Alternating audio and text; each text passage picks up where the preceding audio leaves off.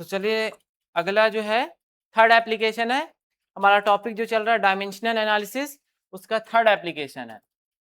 तो third number दीजिएगा, to derive a relationship between different physical quantities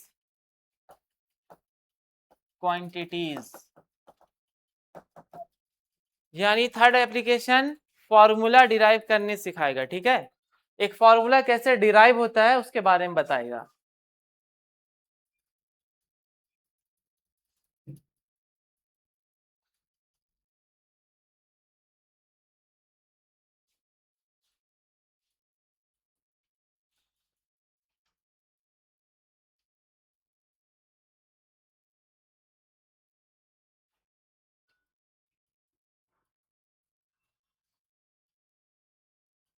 heading लिख लिए ना, तो इसका शुरुआत क्वेश्चन से ही करेंगे। तो आप लोग लिखिएगा question number 1।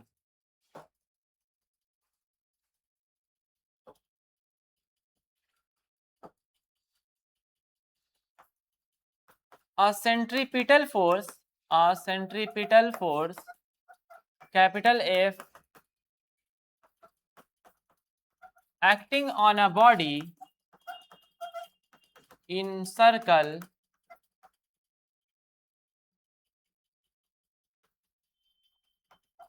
depends on the following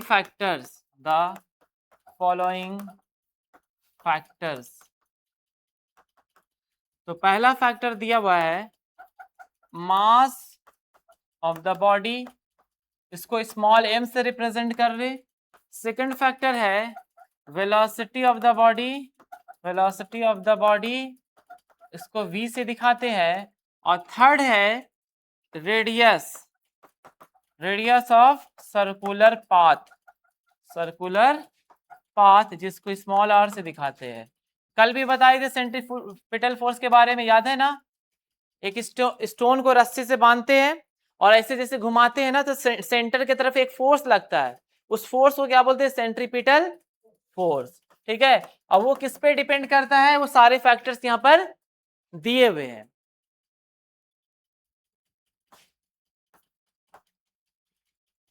पहले अच्छे से क्वेश्चन को लिख लीजिए, और पहला जो क्वेश्चन हम सॉल्व करेंगे वही तरीके से आगे जितने भी क्वेश्चंस को बनाइएगा आप लोग।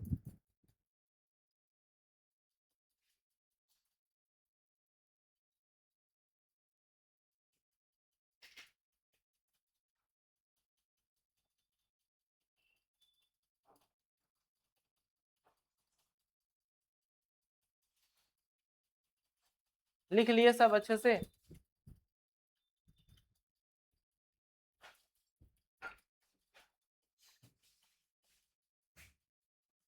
लिख लीजिए, जब हम समझाएंगे तो सिर्फ समझना है, लिखना नहीं है ना उस वक्त।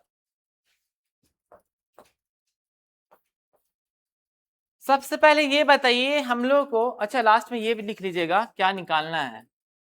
लिखिए डिराइव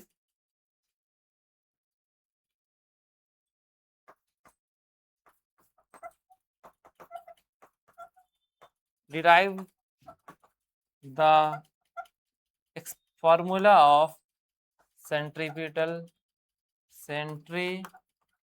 फोर्स। फॉर्मूला भी बोल सकते हैं या फिर एक्सप्रेशन ही बोल सकते हैं, डिराइव द एक्सप्रेशन ही पूछ सकता है ना। ये तो दिया हुआ था ना, निकालना क्या है? फॉर्मूला निकालना है या फिर एक्सप्रेशन?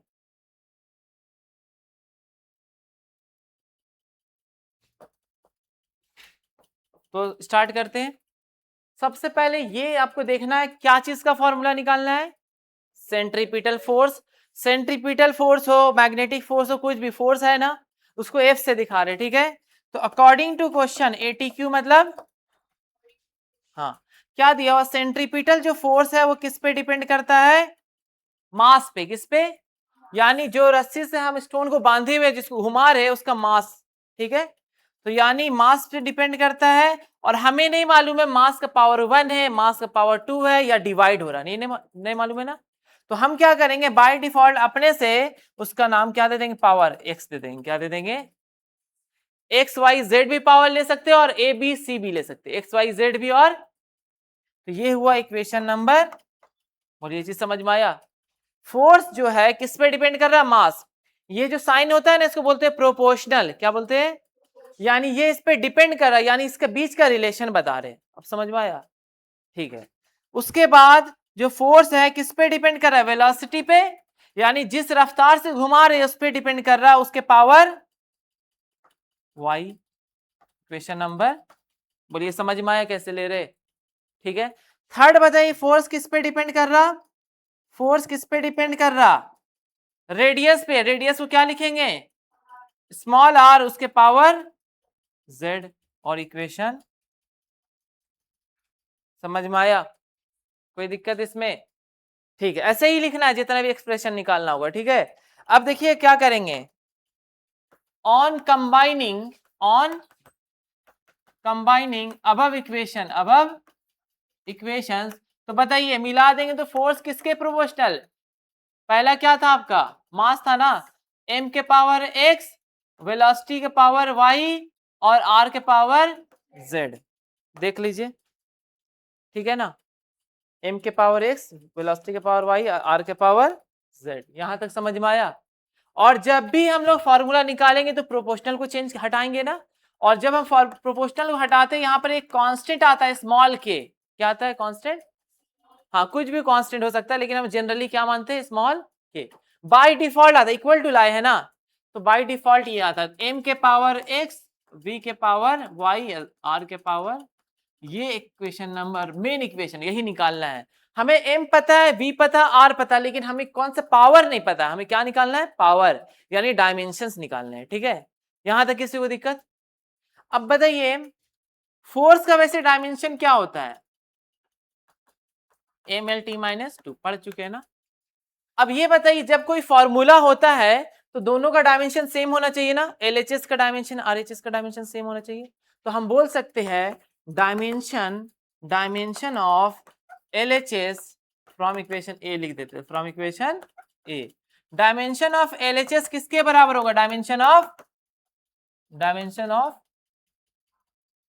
RHS। बोलिए समझ में आ रहा। अब इसका मतलब फोर्स का डायमेंशन क्या होता है, MLT-, बोलिए LHS यही है ना, जब समझा रहे नहीं लिखना है बाबू। फोर्स का डायमेंशन क्या होता है, LHS में यही है ना, LHS का मतलब लेफ्ट हैंड साइड, ठीक है। अब बताइए RHS की तरफ क्या है, K क्या होता है, कांस्टेंट, K क्या है ना। तो इस केस में कांस्टेंट जो है इसका डायमेंशन नहीं है, तो हम लोग क्या लिखेंगे, मास। अब लिखेंगे, क्या लिखेंगे, मास। तो मास का डायमेंशन क्या होता है, m। और ये कांस्टेंट है ना, ये कांस्टेंट का डायमेंशन नहीं होता, इसलिए हम वहां पर नहीं दिखाएंगे, ठीक है। मास का डायमेंशन x, वेलोसिटी यानी LT-1 का पावर पूरा ओवरऑल y होगा, याद रखिएगा, अंदर नहीं डालिएगा। और लास्ट में क्या है, r, रेडियस मतलब l के पावर z। बोलिए समझ में आया ये, कोई दिक्कत इसमें। अब देखिए m हो गया, l हो गया, T-2 हो गया। अब इसका पावर अंदर रखिए, तो m के पावर x, यहां पर अंदर घुसाइए, l के पावर y और t के पावर, समझ में आया कैसे गया। पावर जो होता है बाहर दोनों में जाएगा ना, और l के पावर। अब क्या करेंगे, मर्ज करेंगे, m के साथ, l के साथ, और t। तो बताइए m तो एक ही है, इसमें कोई दिक्कत नहीं है। l बताइए, l यहां है और l यहां पर है ना, ये दोनों बेस सेम है तो पावर y+z होगा, समझ रहे, पावर क्या होगा, y+, और लास्ट में t तो एक ही जगह, t का पावर, कोई दिक्कत इसमें, हाँ ठीक है, कोई क्लियर है। यानी आपका काम क्या है ना, मर्ज करके एक जैसा बना देना है। अब देखिए m एक पीस है, यहाँ भी m एक है, l एक है, यहाँ भी l एक है, t एक है, यानी यूनाइट कर देना सबको, ठीक है। इस स्टेप में कहीं भी दिक्कत हो पूछ लीजिए, अगर एक क्वेश्चन अच्छे से समझ गए ना, जितने क्वेश्चन सब आपसे बन जाएंगे। चलिए अब हम क्या करेंगे, कंपेयरिंग डायमेंशंस बोथ साइड, दोनों का डायमेंशन क्या करेंगे, कंपेयर करेंगे, बोथ अब m m के साथ होगा, l l के साथ और t, तो बताइए यहां पर m का पावर कितना है? 1 है ना, और यहां पर m का पावर x। जैसे मैथ्स का रूल पढ़े होंगे, जैसे मान लीजिए 2 के ऐसे मान लीजिए,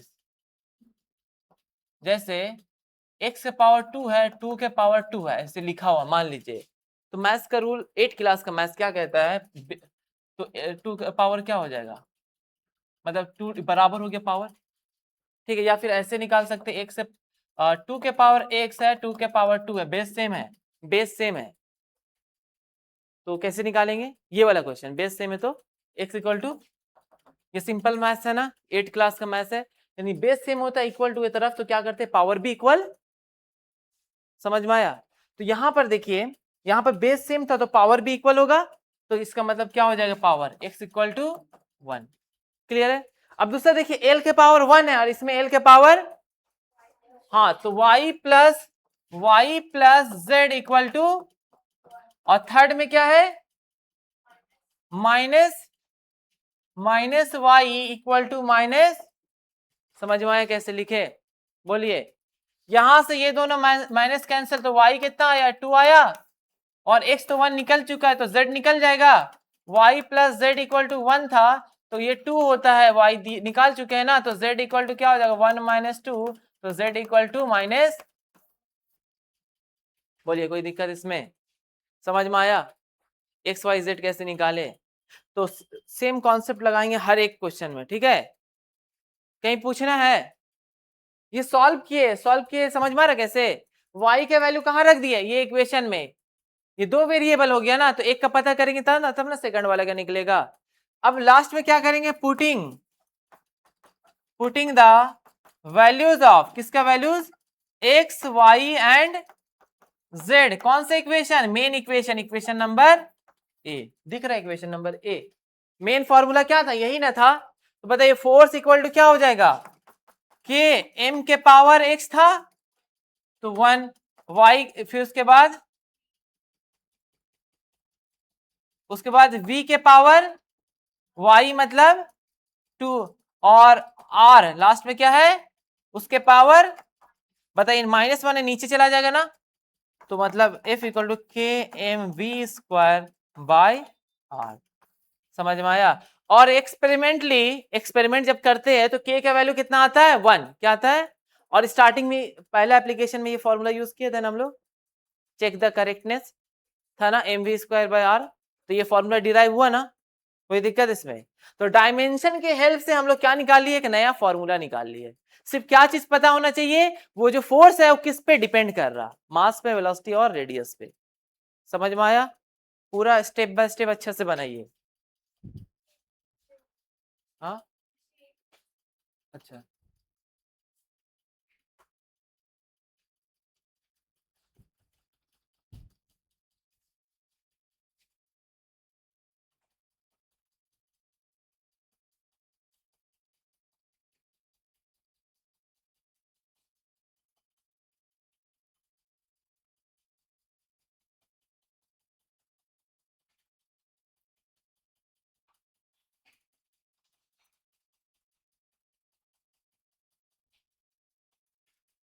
पूरा स्टेप बाय स्टेप, शॉर्टकट कुछ नहीं अप्लाई कीजिएगा।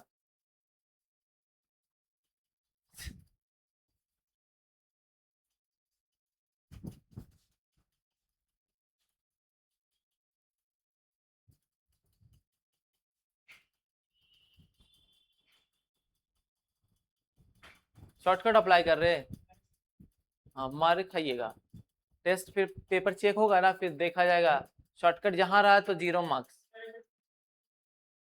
पीछे क्यों?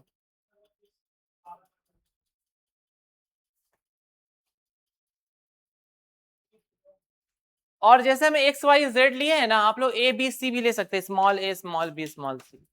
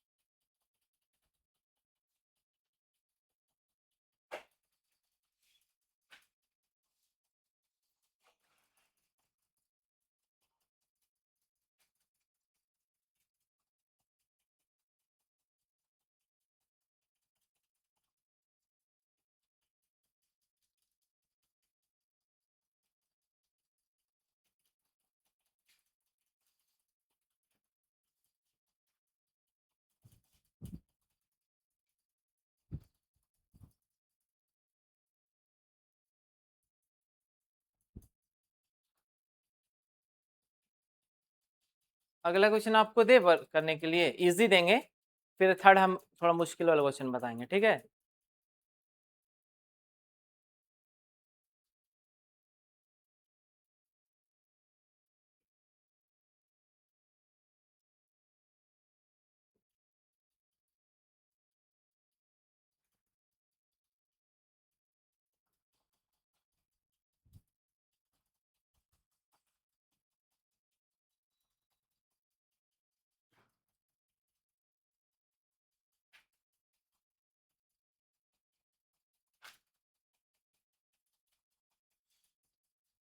जैसे k का वैल्यू यहाँ नहीं ना दिया हुआ था डायमेंशनली, k का वैल्यू कुछ भी हो सकता है, 1 भी हो सकता है, 2 पाई भी, कुछ भी, कहीं भी कुछ भी हो सकता है। तो नहीं दिया तो आप ऐसे ही लिखिएगा, और अगर क्वेश्चन में दे दिया कि k का वैल्यू 1 लेना है तो अपने से वहां से रिप्लेस करके, हाँ जो दिया रहेगा ले लीजिएगा, ठीक है। लेकिन एक्सपेरिमेंटली वैल्यू क्या होता है इसका, 1 होता है, लेकिन सबका 1 नहीं होता, डिपेंड करता है ना फैक्टर्स पे।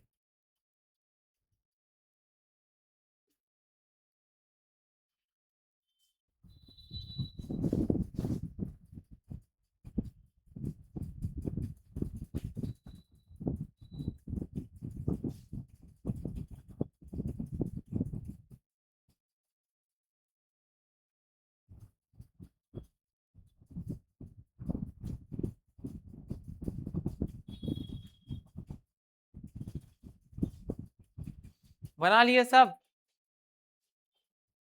आप लोगों का बना,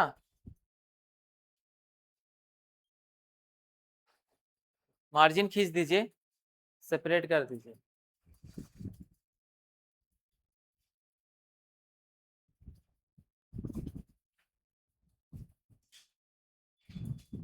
समझ में आया सपना आपको, कहीं पर दिक्कत, बन जाएगा ना, प्रैक्टिस करना है घर पे जाके, ठीक है।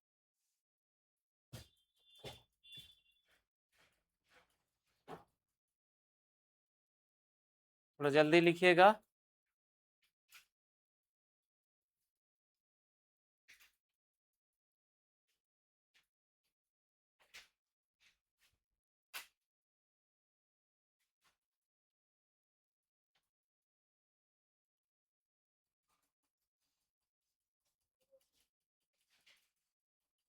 लिखिए द काइनेटिक एनर्जी, अगला question, the question number 2, the kinetic energy, जिसको हम लोग k से डिनोट कर रहे हैं, kinetic energy of a body depends on, first है मास ऑफ द बॉडी, जिसको स्मॉल m से दिखाते हैं, सेकंड है वेलोसिटी ऑफ द बॉडी, ठीक है, जिसको हम लोग v से दिखाते हैं। derive the expression for k, derive the expression for k।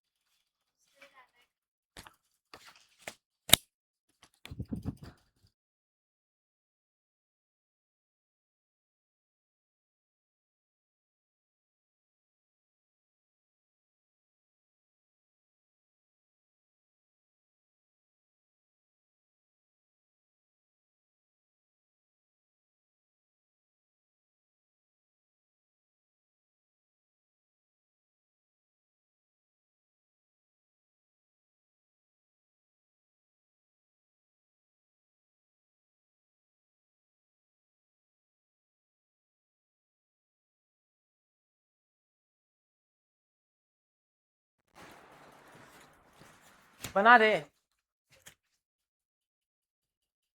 जिनसे नहीं बना वो देखिएगा। According to question kinetic energy किस पे डिपेंड कर रहा है? मास पे। तो मास का पावर हम x ले लिया मान लीजिए। इक्वेशन नंबर, काइनेटिक एनर्जी किस पे डिपेंड कर रहा? वेलोसिटी पे, उसका पावर y ले लिया। Equation number, on combining above equations, तो क्या हो जाएगा? k किसके प्रोपोर्शनल? m के पावर x और v पावर y, है ना।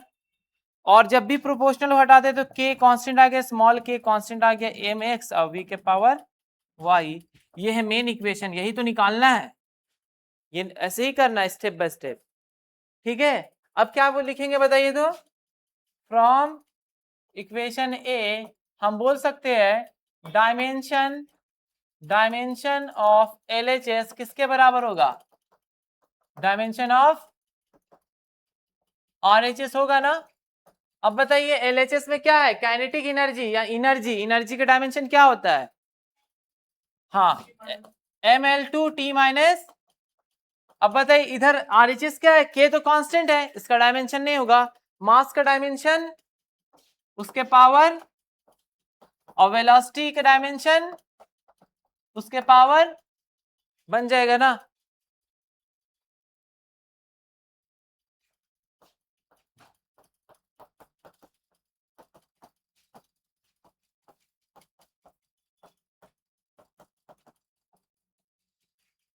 ठीक है, इसी तरह y दोनों में चला जाएगा और दोनों सब मर्ज कर दीजिए। ml2t माइनस 2 हो गया, m के पावर x, l के पावर y या t के पावर माइनस y। अब हम क्या करेंगे? यहाँ पर कंपेयरिंग करेंगे, कंपेयरिंग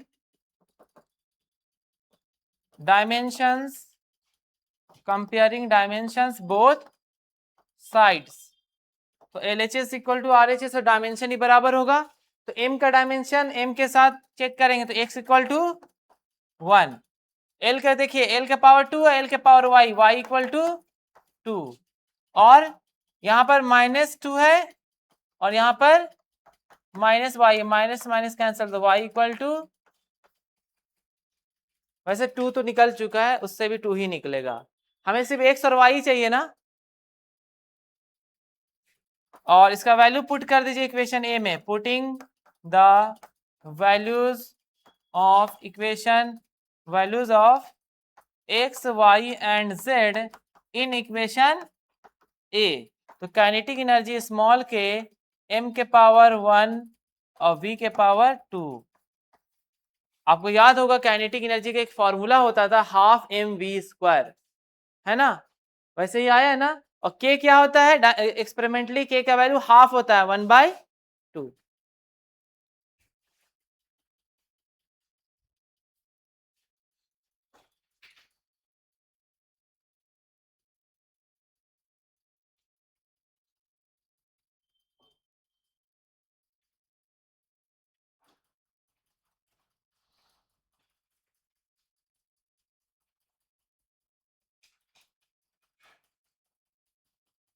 इजी था ना ये।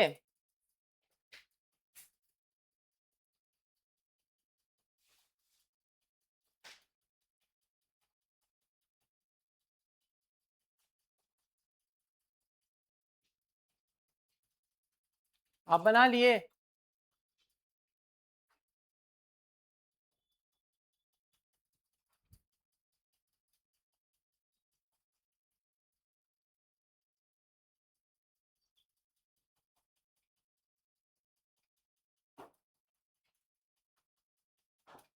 नोट कीजिएगा जल्दी।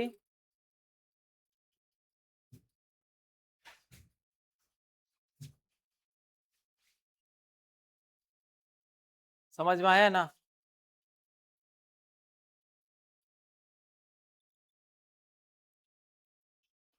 ठीक है, थर्ड क्वेश्चन लिखिएगा। Question number 3, the time period of a simple pendulum depends upon the following factors the following factors. ठीक है, यहाँ दिया हुआ है क्या क्या है। पहला है लेंथ ऑफ द स्ट्रिंग, अब इसके बारे में समझा देंगे। लेंथ ऑफ द स्ट्रिंग, और इसमें हम लोग इसको एल से दिखाते हैं। दूसरा है मास ऑफ द बॉब, अभी बताएंगे बॉब क्या होता है। और थर्ड है acceleration, acceleration due to gravity, due to gravity, जिसको स्मॉल जी से दिखाते हैं। अब इसको समझा देंगे है क्या ये।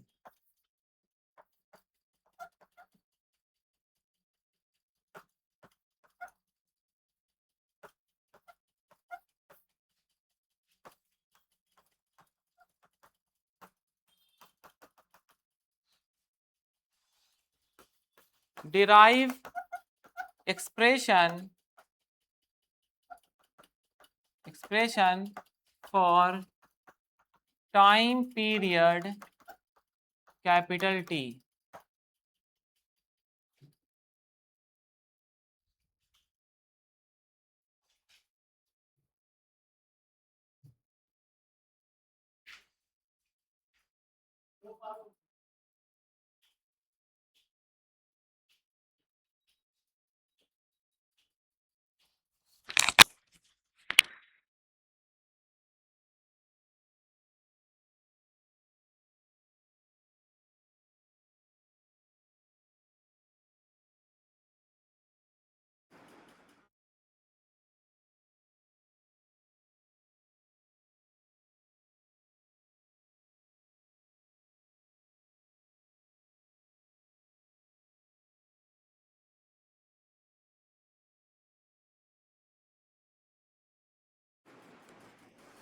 चलिए लिख लिए ना, समझाते हैं।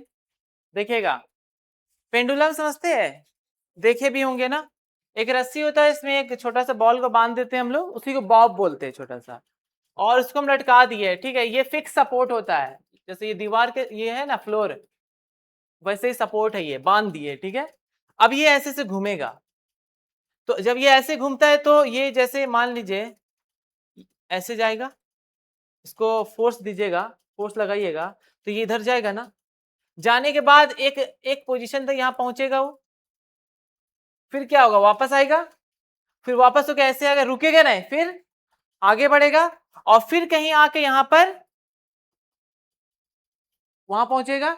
तो ये जो लास्ट वाला पॉइंट होता है ना, इसको एक्सट्रीम बोलते हैं। क्या बोलते हैं, एक्सट्रीम, ठीक है। और इसको बोलते हैं मीन, यानी एक एक्सट्रीम मतलब लास्ट वाला पोजीशन, एक्सट्रीम पोजीशन। और इसको क्या बोलते हैं, जैसे ये ऐसे गया, वापस आया, फिर ऐसे गया, फिर जब वापस जब आएगा ना, इसको बोलते हैं एक साइकिल। क्या बोलते हैं, समझ में आया? एक साइकिल में जितना टाइम लगता है उसी को टाइम पीरियड बोलते हैं। समझ में आया क्या है, बेसिक थोड़ा सा, ज्यादा नहीं, थोड़ा ही समझना है। टाइम पीरियड समझ में आया ना, एक साइकिल में जितना टाइम लगता है उसको क्या बोलते हैं। चलिए अकॉर्डिंग टू क्वेश्चन यहां समझिएगा। सबसे पहला देखिए, किस क्या चीज निकालना है, किस चीज का फॉर्मूला निकालना है, टी, कैपिटल टी। और वो किस पे डिपेंड करता है, पहला फैक्टर, यानी प्रोपोर्शनल टू एल के पावर ए भी ले सकते हैं। इक्वेशन नंबर, समझ रहे कि नहीं। अब यहां पर एल समझ में आ रहा है ना, स्ट्रिंग जो धागा है उसका लेंथ, ठीक है। दूसरा जो टाइम पीरियड किस पे डिपेंड कर रहा है, मास ऑफ द बॉब, जो बॉब है ना छोटा सा बॉल, उसके पावर बी। बोलिए समझ में आया, समझ में आया ना। थर्ड है जो टाइम पीरियड किस पे डिपेंड कर रहा है, जी पे, किस पे, उसके पावर सी। तो हम क्या करेंगे, on combining, on combining, combining above equations, जैसे कंबाइन करेंगे तीनों को मिला दीजिए, तो एल के पावर ए, एम के पावर बी, और जी के पावर, ये चीज समझ में आया। और जब भी प्रोपोर्शनल को हटाएंगे तो क्या आएगा, एक कांस्टेंट। Very good. तो t इक्वल टू स्मॉल के, एल के पावर ए, एम के पावर बी, और जी के power C. This is the main equation. यहां तक कोई दिक्कत, क्लियर है। आगे बढ़ते हैं, पहले समझा देते ना फिर लिखिएगा। अब क्या करेंगे बताइए तो, फ्रॉम डायमेंशन इक्वल करेंगे ना, फ्रॉम इक्वेशन ए हम बोल सकते हैं एलएचएस का जो डायमेंशन है किसके बराबर होगा, आरएचएस, या डायमेंशंस ऑफ एलएचएस किसके बराबर होगा, डायमेंशंस ऑफ आरएचएस। ठीक है, अब एलएचएस में क्या है, सिर्फ टी है ना, कैपिटल टी टाइम पीरियड, और टाइम पीरियड का टी होता है ना, लेकिन अगर मास भी लिखना हो तो पावर और एल के पावर भी टाइम पीरियड का टी ही होता है, लेकिन मास के फॉर्म में लिखेंगे ना हम लोग, कंपेयर करना है ना जी। तो एम के पावर क्या दे दिए, क्यों 0 दिए, क्योंकि वहां फैक्टर एम पे डिपेंड नहीं कर रहा, वहां पर टी है ना, उसका डायमेंशन में सिर्फ टी होता है ना टाइम पीरियड में, समझ में आ रहा ना। अब इक्वल टू के तो नहीं होगा, उसके बाद एल के पावर एल है यानी लेंथ है, उसके पावर ए, समझ रहे, देखिए एल के पावर ए, मास का पावर बी, तो यानी यहां पर मास का पावर बी, और लास्ट में एक्सेलरेशन ड्यू टू ग्रेविटी है, तो जी एक्सेलरेशन का क्या होता है, एल टी माइनस, एक्सेलरेशन ए हो या जी हो, दोनों का डायमेंशन क्या होता है, सेम होता है, एल टी माइनस, तो यहां क्या लगा देंगे, एल टी माइनस 2 का पावर, बोलिए समझ में आया, कोई दिक्कत इसमें। ऑर्डर ऊपर नीचे हो सकता है, मान लीजिए हम लेंथ पहले लिए ना, अब बाद में भी लेंथ लीजिएगा ना, जी को पहले ले लीजिएगा तो कोई दिक्कत नहीं है, आंसर वही आएगा, ठीक है।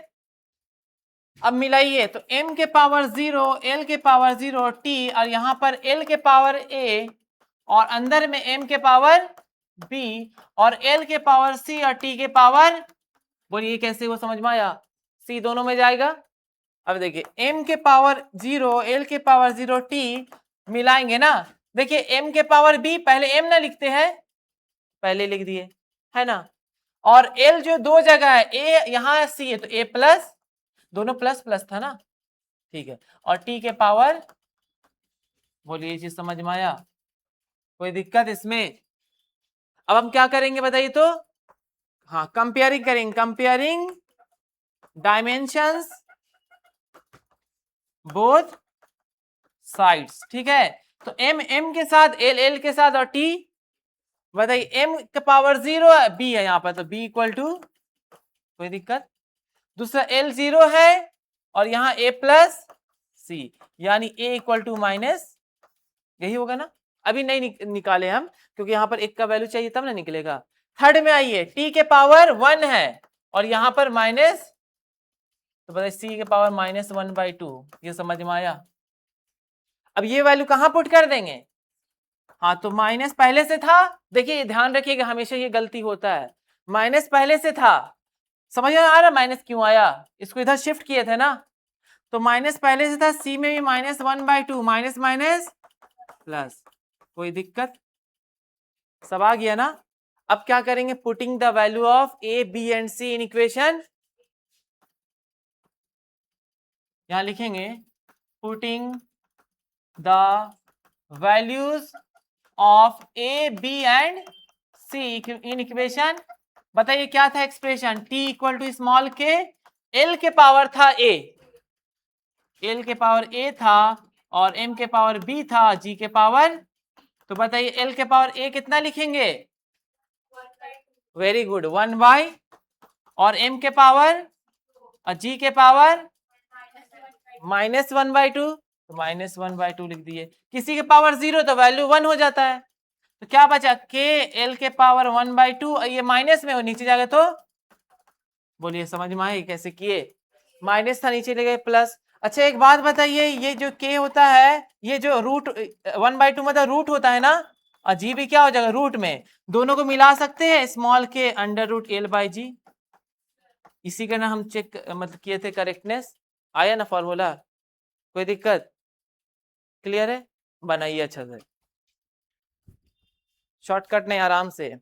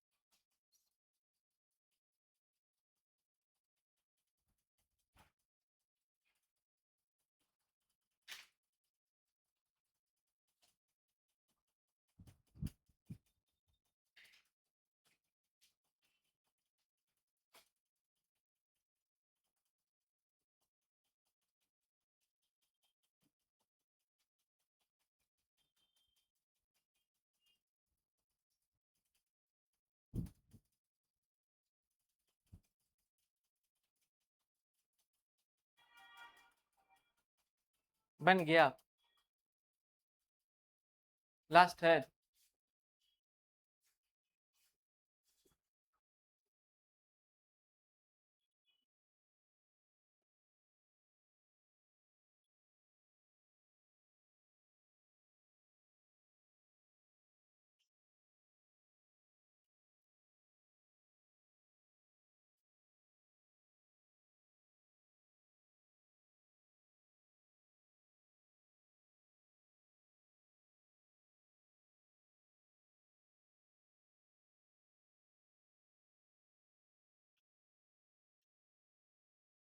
कर लीजिएगा, ठीक है। अगला क्वेश्चन लिखिएगा, कितना नंबर है? हाँ, लिखिएगा question number 4। Viscous force capital F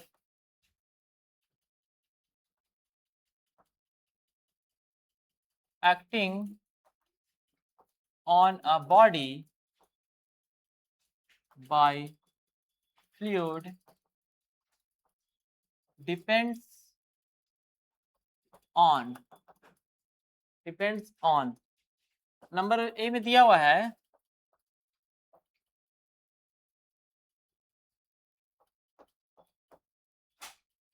coefficient of viscosity, जिसको हम लोग ईटा से रिप्रेजेंट करते हैं। बी में दिया हुआ है radius of spherical ball,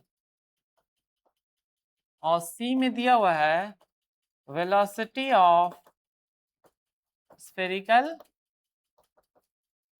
ball. Derive the expression for viscous force.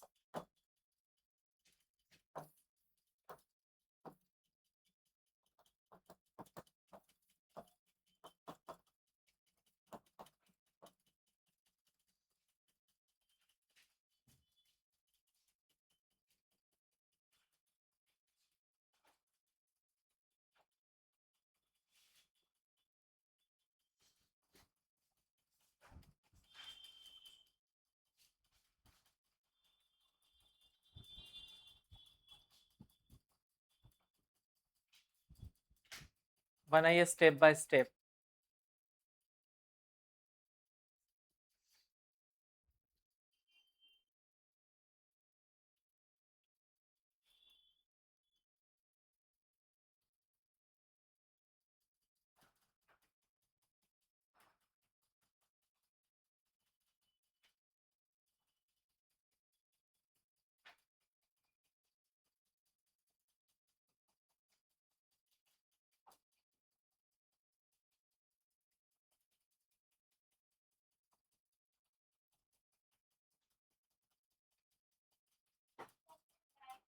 Expression for F, F मतलब विस्कस फोर्स,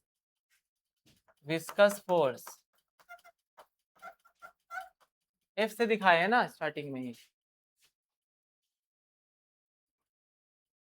पीछे डायमेंशन जो नहीं समझ में आ रहा देख सकते हैं पीछे, ठीक है, उसका डायमेंशन यूज कीजिएगा जैसे जैसे जरूरत पड़ेगी।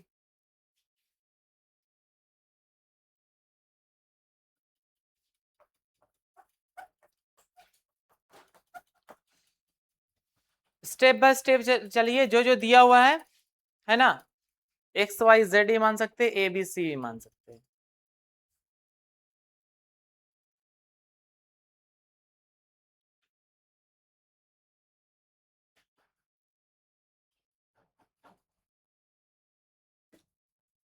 या कंबाइनिंग था, कंपेयरिंग यहाँ था, कंबाइनिंग कर दीजिए।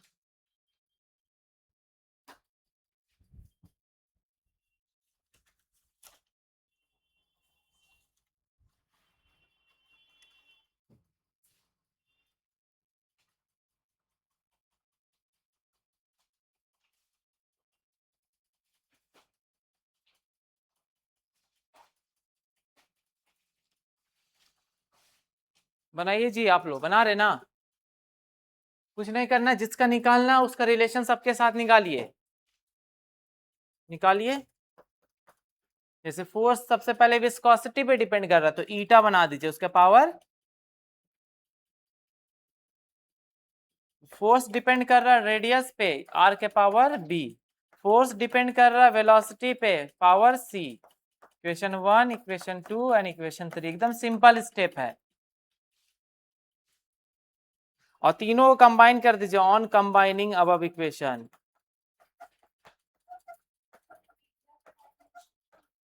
पहले हम बता चुके हैं, उसके हेल्प लीजिए, पीछे दिया हुआ है ना, हाँ उसका यूज कर लीजिए, डायरेक्ट यूज करना है।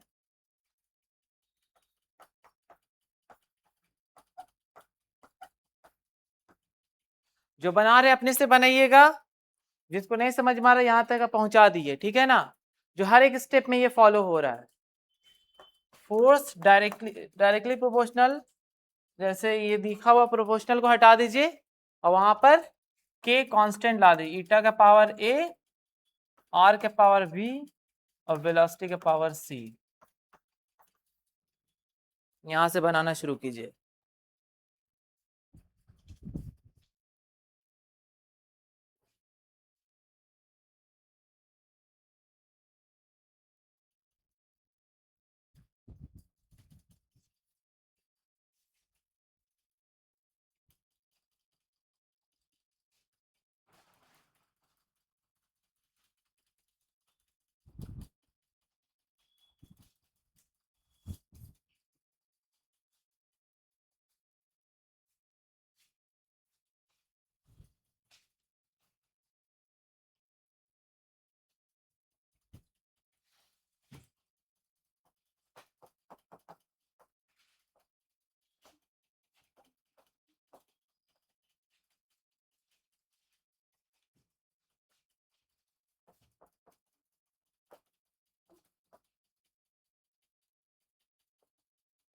देखिए वो निकाल लिए सब ना, अब क्या करेंगे दूसरा step, dimensions of R H S L H S equal to R H S, तो वो लिख लीजिए, dimensions of L H S equal to dimensions of R H S, dimensions of R H S, ठीक है। आप लोग help लीजिएगा, ईटा का निकाल चुके हैं ना डायमेंशन, उसका हेल्प ले सकते हैं, कोई दिक्कत नहीं है।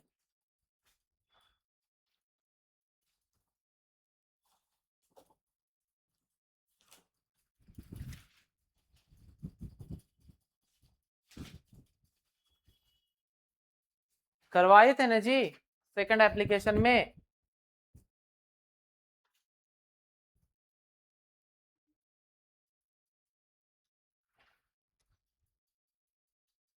ईटा का होता है एम एल माइनस वन और टी, ये होता है ना, ये पहले करवा चुके हैं, वेलोसिटी का पता ही है। चलिए फोर्स का डायमेंशन क्या होता है, एम एल टी माइनस, के का डायमेंशन है ईटा का m l minus one, t minus one का पावर ए, आर मतलब रेडियस, रेडियस मतलब एल, एल के पावर, और velocity l t minus one का पावर, बस यही तो स्टेप है। और सबके पावर को क्या करेंगे, अंदर में डाल देंगे। पहले हम लोग मर्ज करना है ना, देखिए जिनसे नहीं बन रहा वो देखिएगा। अब क्या करेंगे अगला स्टेप, जिनसे नहीं बन रहा, ए को अंदर डालेंगे तो एम के पावर ए हो जाएगा, एल के पावर माइनस से, और टी के पावर बी होगा ना, ठीक है, एल के पावर बी, और सी भी अंदर जाएगा, एल के पावर सी और टी के पावर माइनस, समझे। अब क्या करना है, मिला दीजिए, एम कहाँ है, एम एक ही जगह है ना,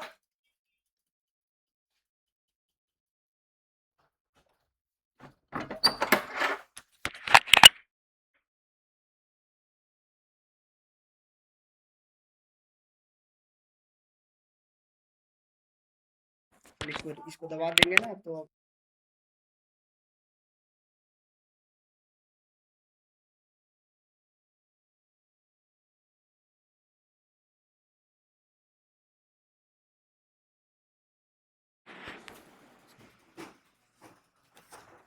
ठीक है। तो m के पावर क्या हो जाएगा, a हो जाएगा, और कहीं m नहीं ना है, और l कहाँ कहाँ है, माइनस ए देखिए यहां पर एल है, माइनस है यहां पर, प्लस बी वहां पर, और टी के पावर माइनस ए है और माइनस सी, और कहीं है? 2 जगह टी है ना, और 3 जगह एल है। हो गया ना मर्ज सब, मतलब एम एम के साथ आ गया, एल एल के साथ, और टी टी के साथ आ गया, है ना। अब क्या करेंगे हम लोग इसमें, क्या करेंगे अगला स्टेप? ऑन कंबाइनिंग, नहीं on comparing, on comparing above equations, above equation, ठीक है। तो बताइए एम एम के साथ करेंगे तो बताइए क्या हो जाएगा? एम देख रहे हैं यहां पर, और यहां एम, तो ए इक्वल टू 1 हो जाएगा। दूसरा ये एल एल के साथ करेंगे तो minus a plus b plus c equal to 1, और लास्ट है -2 माइनस ए माइनस, ऐसे ही बनाना आप लोग का। तो बताइए ए तो 1 निकल चुका है, ए पता चल गया, सी निकाल लेंगे। देखिए -2 है, माइनस ए है ना, और माइनस सी है, तो हम पहले सी निकालना चाहते हैं, इसको इधर भेज देंगे तो सी इधर आ गया, माइनस ए प्लस 2 हो जाएगा। सी माइनस इधर लाएंगे तो, और ये -2 उधर जाके, अब ए 1 है तो रख दीजिए, तो -1 अब +2, तो क्या बचेगा? 1। सी क्या आएगा? समझ रहे, ए का वैल्यू 1 रख दिए यहां पर, सिंस ए इक्वल टू 1।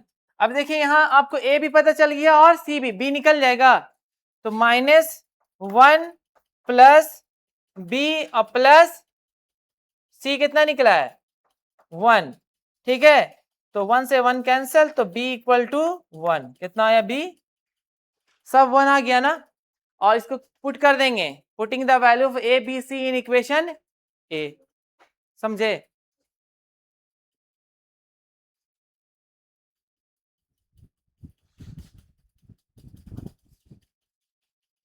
यहां बता दे, देखिए यहां बना ले, putting the values of A B and C in equation ए।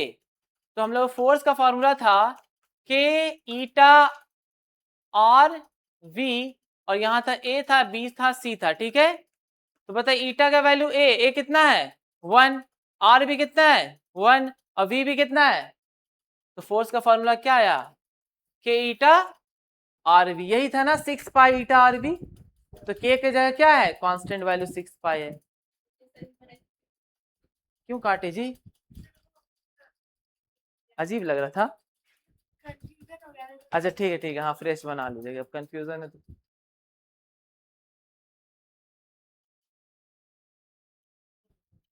हो गया, बस एक होमवर्क लिख देंगे।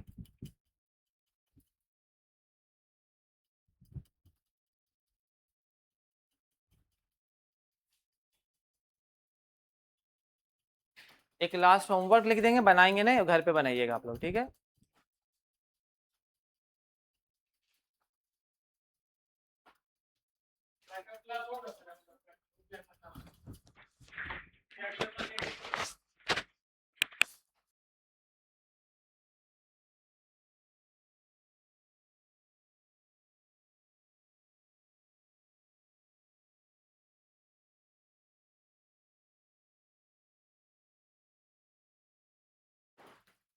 सब लिख लिया होमवर्क दे, लिखिएगा last question homework, question number कितना हो जाएगा? हाँ लिखिएगा, the wavelength lambda of matter waves depends on, A number में है आपका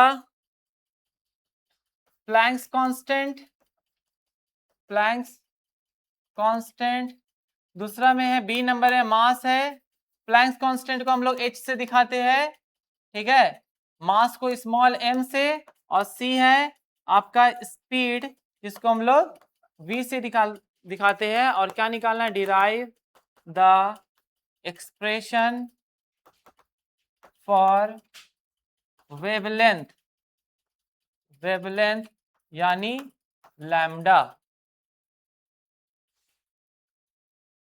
ये रहा होमवर्क। और भी डीपीपी में क्वेश्चन है, उसका क्वेश्चन बनाइएगा आप लोग, है ना।